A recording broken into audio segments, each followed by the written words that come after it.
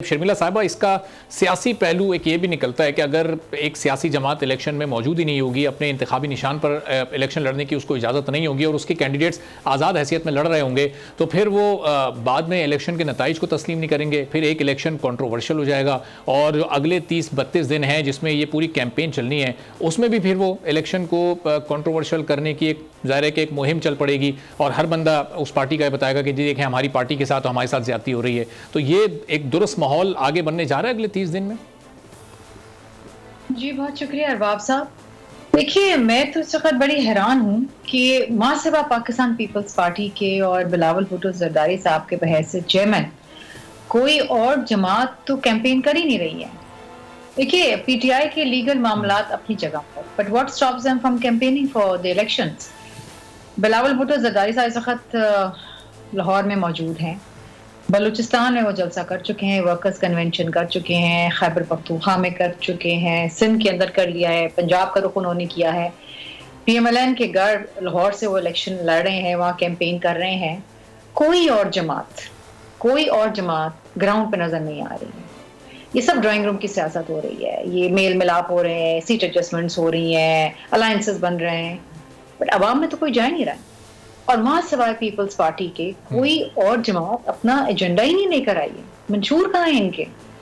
یہ عوام میں جب جاتے ہیں، ابھی تو فیلحال گئے نہیں ہیں، لیکن جب جائیں گے نہ جانے کب جائیں گے. اس طرح ابھی آپ نے کہا کہ مہینے سے کم رہ گیا ہے اور اس دوران ابھی تک ان کے نہ منشور آئے ہیں نہ انہوں نے عوام کو بتایا کہ یہ مہنگائی میں ان کی جو مایوس ہے وہ کریں گے، کس طریقے سے ان کی جاب پلیسمنٹس کریں گے، کیا بجلی کی نرخوں میں کیسے کمی لائیں گے، کیا ریلیف دیں گے کسان کو، کیا ریلیف دیں گے ان متوسط طبقے کے گھرانوں کو جو اس وقت اپنا گزر بسر نہیں کر سک رہے ہیں، تعلیم کو کیسے بڑھائیں گے، صحت کے شعبے میں کیا چیزیں جو ہیں وہ ریکٹیفائی کریں گے.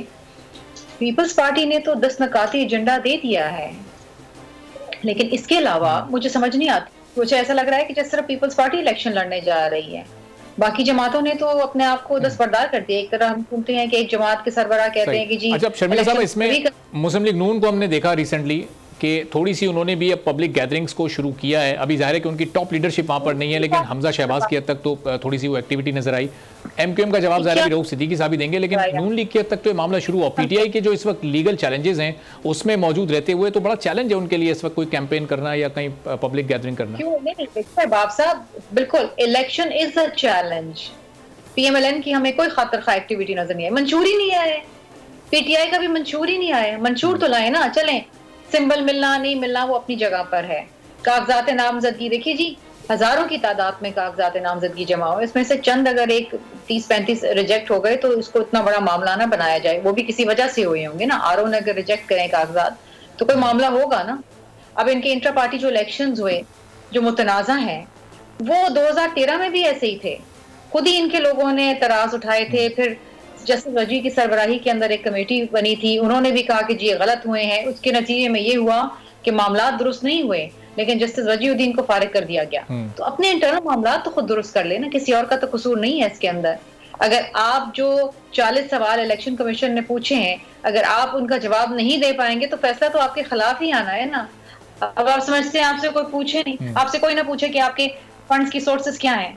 This is not how we work. This is not how the election is done. دیکھیے بات یہ ہے، آپ عوام میں نہیں جا سکتے، چلیں ایجنڈا تو سامنے لائے نا. منشور دینے میں کیا حرج ہے؟